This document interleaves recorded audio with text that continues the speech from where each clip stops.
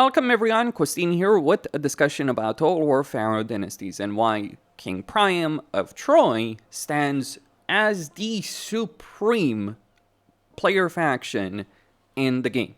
So out of the factions you can play, the Trojans are the very best in the game for a number of reasons. And I'm talking here on a campaign default level. I'm talking here unmodded default settings in terms of campaign customization. Now, I would generally recommend if you're going to play Pharaoh Dynasties that you do customize your campaign. There are all kinds of options. But this campaign that I've been playing turn 18, this is vanilla. And, well, let's just say that I am quite ridiculous over here. I may not be the strongest faction on the campaign map. Still, all the same, I am one of the strongest factions on the campaign map, and I have no rivals in my immediate vicinity. And there are a couple of reasons behind that. Now, one might look at this and say, oh, you're just going to run out of money next turn. Will I? See, one of the things that is available in Pharaoh Dynasties is post-battle loot. I'm not talking about an option. I'm talking literally the amount of money that you're gaining by fighting regular battles. It can be quite a bit. So over here, for instance, I got some food. So food issue resolved. I got some bronze. I got some gold. Gold issue, not going to be a problem. Still need bronze. But that is just the regular post-battle. That doesn't include the amount of post-battle loot you can also gain by picking the post-battle loot option, or by fighting a bigger army. But I am not concerned about running out of money at all in this particular situation. Engage the foe. Because one of the things to understand is the way Pharaoh is built. You can try and build your economy, but there's going to be severe limitations on that. And while the amount of stone and wood that you can generate for settlements is not necessarily the biggest issue, the amount of food, the amount of gold, and the amount of bronze really certainly is. But this is where post-battle loot comes into play, because post-battle loot can give you enough for just a single army fighting a couple of battles, or even a single battle if it's a proper opposing army, fighting a single battle and ending up with the ridiculous level of power. But then on top of that, we also have region trading available. So for instance, we can take this element that we just took and sell it to another faction, and they become our vassal. And they give us bronze, stone. Well, I don't need wood. I could use some stone, though. Right? So I can take a ridiculous amount. So I'm literally going to take every bit of gold and bronze this faction has and become ridiculously powerful in the process, because I am going to vassalize them, and so I'll become even more powerful than I am. Is this necessary? I would say, given the way the economy is, and the amount of money you can earn for that economy, I would recommend you do so. And I would firmly recommend you do so, because otherwise you're not going to have a lot of money to get for your campaign. But you might argue that this is available to everyone. Yes, you're right. But why is Troy and King Priam supreme, if that's the case? Well, there's a number of factors. But the three big reasons is you're king, and you're the fucking king. Or rather is, you're the king, you have a good unit roster, and you have a really, really good situation in the beginning of your campaign to deal with. The Yolosapien province is not great from a resource perspective, but remember what I said about post-battle loot. You only start with a minor enemy to deal with over here in the Dressia, and then you have a selection of minor factions to deal with. And you have the ability of recruiting units very, very quickly that will completely outmatch anything the other factions can recruit over here.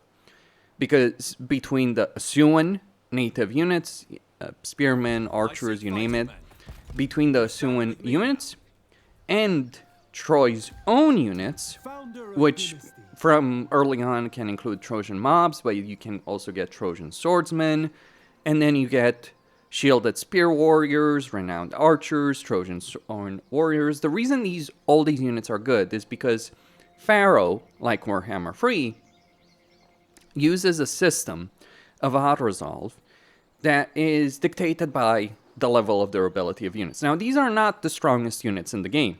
Those come later. But they are either medium or heavy units, but with a pretty solid amount of armor. And that means you can build really powerful armies very quickly as Troy that will be able to overwhelm your opponents. That is one of the first advantages to take into consideration with regards to this. But it's not even that particular advantage that is really your main benefit. Though, to be clear, you do have a better army roster than pretty much everyone around you, with the exception of the Hittites. And the Hittites, well, let's just say the Hittites, they've got their own damn problems to deal with in a campaign. So they're not necessarily going to be the biggest problem for you to deal with. Like over here, if I am looking at the diplomacy screen, I have a vassal to the north and an ally to the south of me, and then we have Lycia. Like, you're surrounded by a bunch of friendly factions that you can get along with and vassalize them. And this brings me to the point of you're the freaking king. See, Troy, Priam, he starts as the king of the Aegean, the supreme leader of the Aegean. And what this means is that from the beginning of his campaign, he has the entire power of the crown. Now, even if you start with these features locked for a couple of turns, which is the default in a campaign, you're still the king. This gives you the ability to vassalize factions, because the only way you can vassalize other factions, and thus make them your permanent allies who will not break away from that vassal agreement very easily, if at all, that means you can start your campaign and get vassals. Otherwise, you have to fight the civil war. You have to start that civil war, which can become pretty messy in a campaign and cause lots of issues. But you don't have to fight the civil war as Priam. Like, again, vanilla legendary campaign, if I look at campaign customization, like, I started this full vanilla. The only thing I turned off later on was Iron Man, and that's just for the sake of demonstration purposes for this video. I have not fought a single battle manually in this entire campaign so far. I have not run out of money at any point in this campaign so far. I may have had to do some region trading, but you have really weak enemies. For instance, I went to the north in the Thrace province, took these two settlements, sold them to this faction, and made them my vassal. And in exchange, obviously, I got a bunch of wood, I got a bunch of bronze, a bunch of resources. But between the amount of money I'm getting from post-battle loot and the amount of money I'm getting from these kind of vassal agreements, that is a significant level of power. And the power of the crown only gets stronger the more you play. So, for instance, one of the things that you have available as the Wenax, as it's called, really the supreme leader of the Aegean, you get 2 shields. So you get Athena's Aegis, which gives you diplomatic relations with the Aegean factions and the deal evaluation except barters to the sitting Wenax.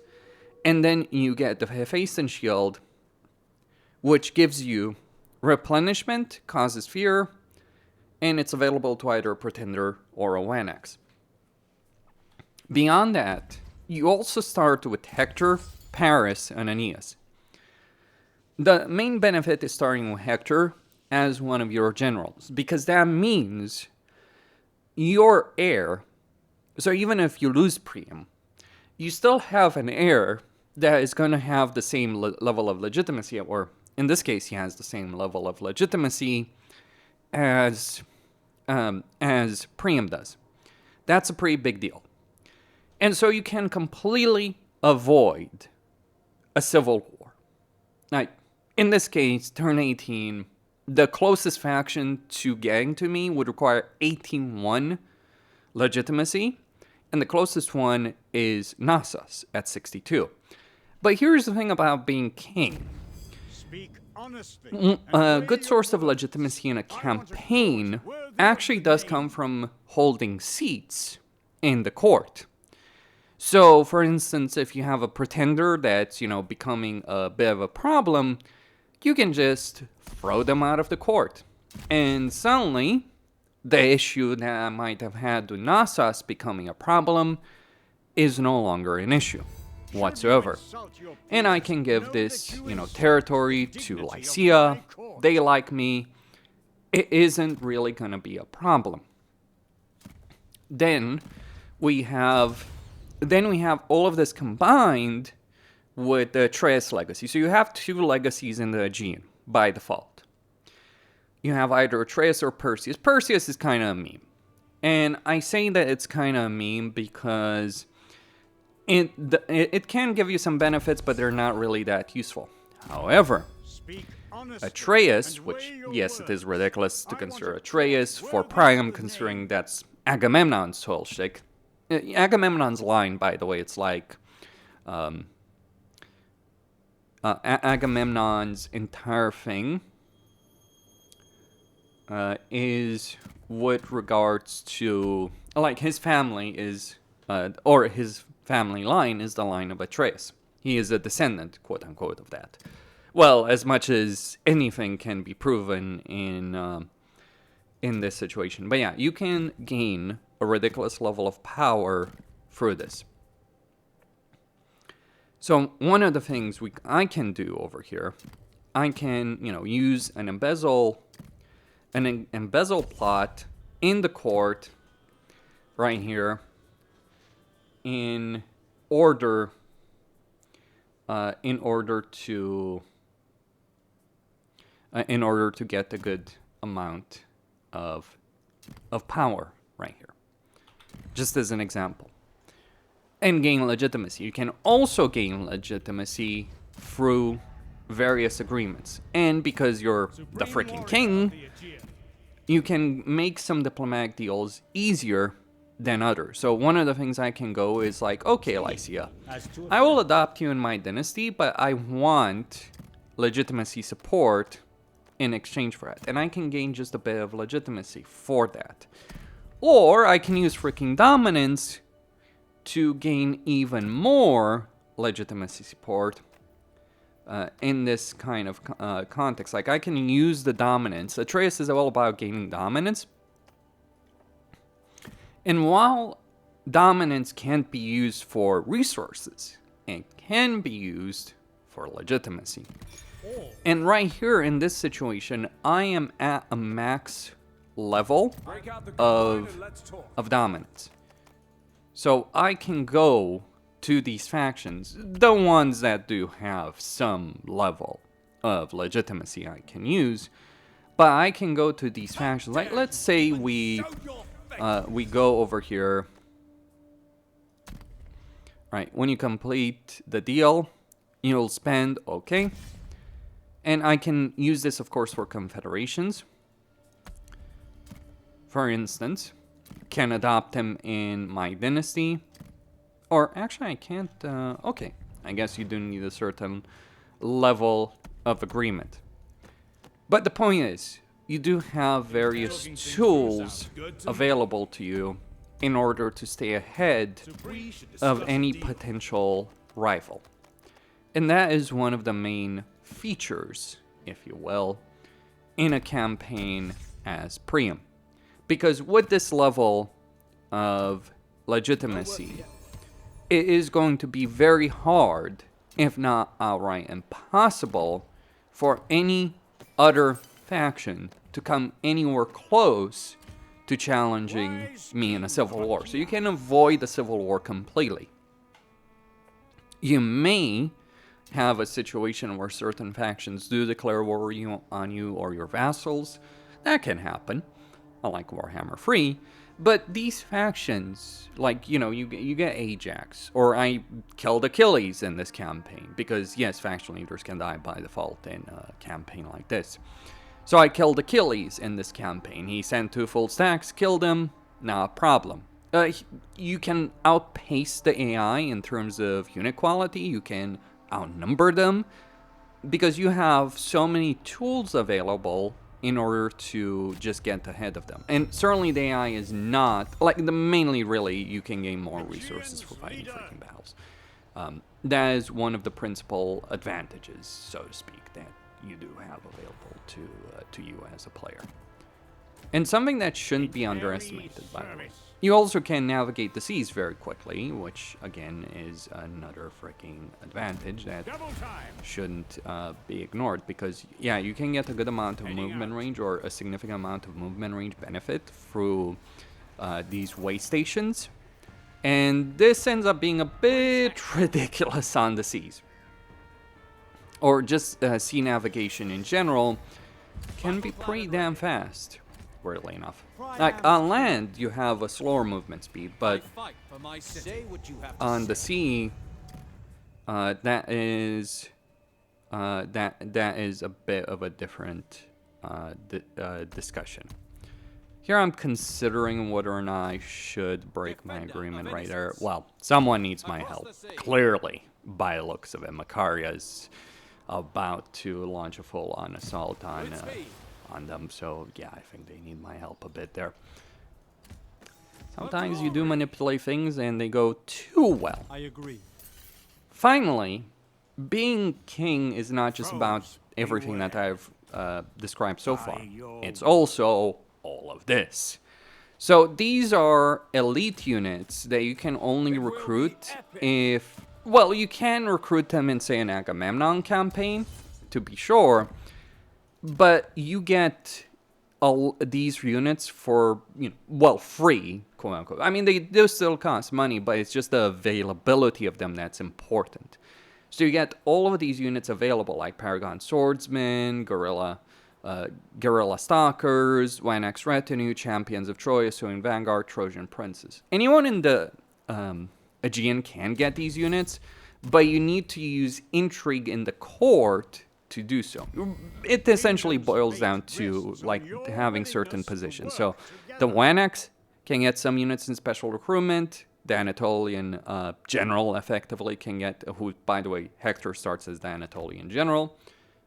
He can get some elite units, and then you have, you know, the Achaean general, in this case Ajax, who can also get some of these units as well.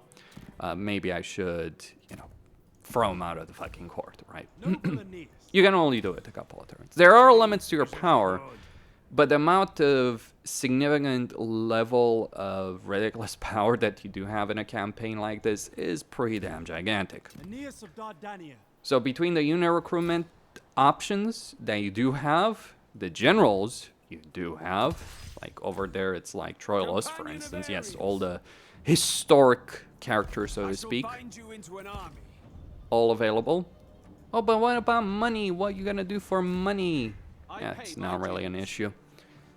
Like, not recruit certain units one turn, or, I don't know, use the massive fucking stockpile of gold that I do have over here, or just go to a faction that likes me, has a good amount of the resources I need. So over here, what do I need? I need bronze, and I need food.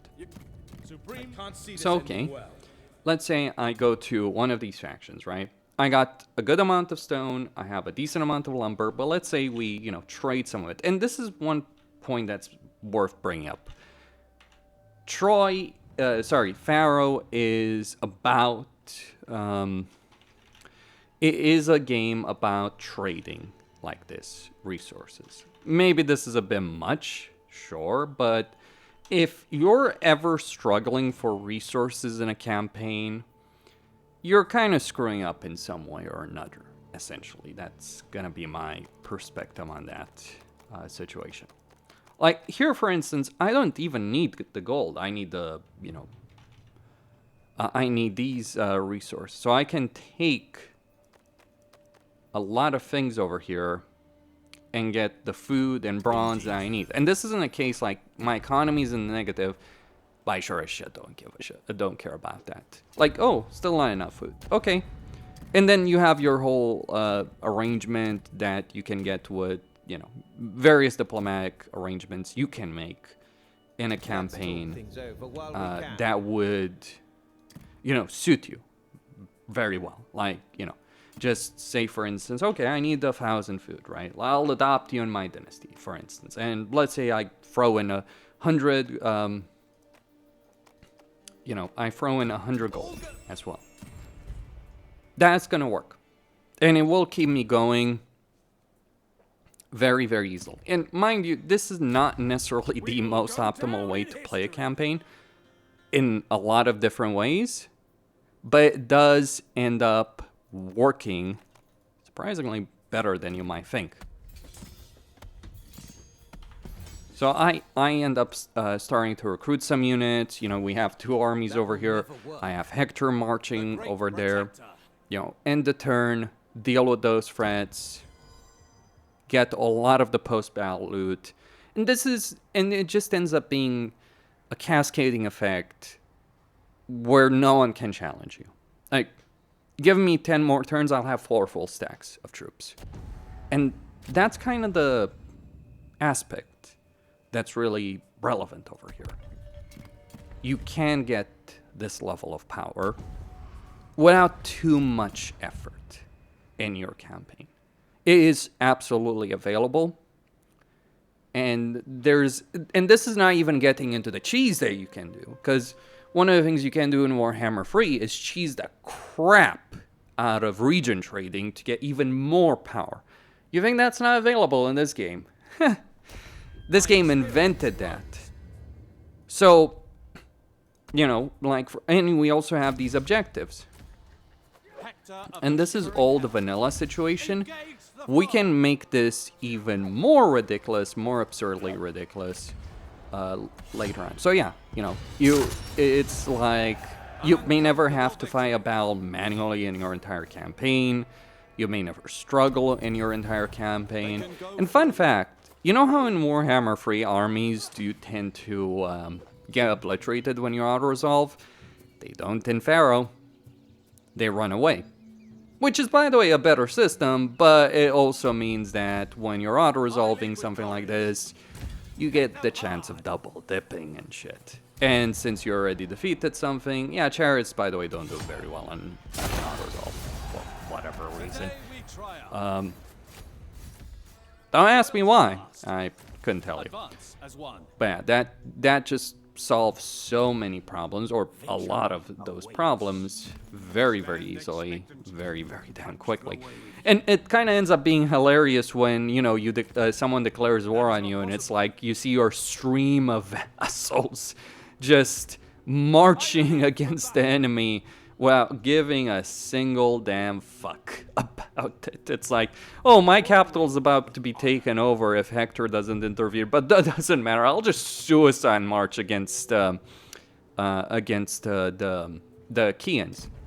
That is absurd. Like, I'm not gonna sugarcoat the crap. I'm not gonna sugarcoat that in any way. It is absurd.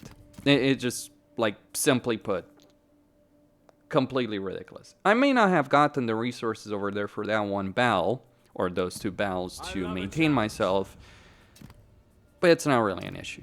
Like, what would I do in this situation? There are options, like, some better than others, I admit. One of the options really would have not been to recruit these units with Troilus, but, you know, no reason to cry about spoiled milk, so to speak. We can also get rid of him for a moment. Well, we don't need him. Like, you look at Priam. Is this the face of a man who needs any freaking help? I can tell you, this guy, kind of hilarious actually. You have titles that give you movement range restored after battle. If I'm trying to get to the point that basically Troy and Priam are the freaking corn of Total War Pharaoh Dynasties, you're goddamn right I am. Like, who gives a shit about building an economy? You know, all those wonderful little things, right? All those little details that may actually matter in a campaign. No. we're not going to do that. We're going to go full on blood marching, you know, slaughtering everyone in a campaign. So over here, what do I need? Let's say 1,000, you know, 1,000 food. Just to keep me going. Agreed. And then we also need bronze, right? Gold, we got enough. We just need like 300 bronze. This is like Can be a bit of an issue sometimes, to be sure, but we got ways around that. Like, you know, 100 gold. Gold solves so many problems. It's freaking hilarious. Seriously, though. Like, let alone stone and wood and all that kind of stuff. It's pretty crazy. Unwavering loyalty. So, yeah. It's a non-issue in a campaign like this. It can be a trap of a campaign, but again, not customized campaign, default settings, and I can do this. In a game where by default you are supposed to be extremely limited at the beginning of the campaign.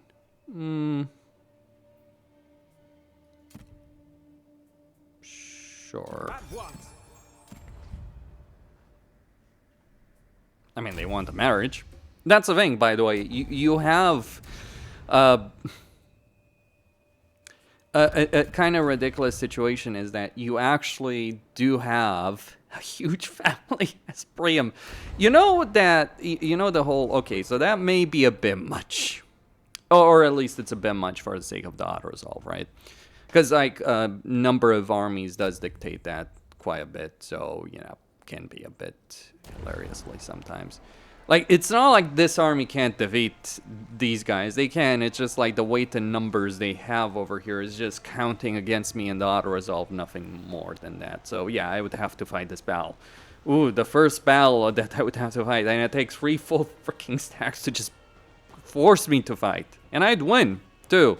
Like, I'm not losing this. That's for damn certain. So, yeah, not worried all about this damn thing. But just gives you an idea of the freaking absurd. But yeah, Priam has a lot of kids, and when those kids get of age, you can marry them for diplomatic benefits as well. Seriously, like the whole dynasty aspect in the title. So, you know, you gotta love Priam in the mythology. It's like, dude was trying to be Genghis Khan long before Genghis Khan was born. Long before Genghis Khan existed. How many kids did and mind you, the game here is underselling the number of children Priam had. I forget what kind of ridiculous number of sons Priam had in the mythology. But it was a lot. A significant freaking lot. It's like dozens. I'm pretty sure. I don't want to give any figure because I could be remembering. Like, I haven't read the Iliad in a while. Was it 50? Pretty sure it was 50. Could be wrong.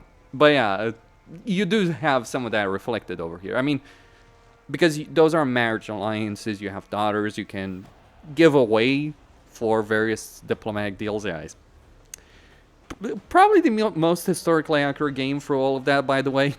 In a lot of significant ways. It's kind of a shame that CA has basically abandoned this game because, like, Pharaoh originally was really shit. But the systems that they added in Dynasties have made it for a much better experience. It's not perfect. It could have been much better. And when you see it can be much better and you see, like, that they have all the pieces on the board needed to make it much better, kind of a disappointing, if you will, that they abandoned it. I understand why, but all the same. Costin signing out.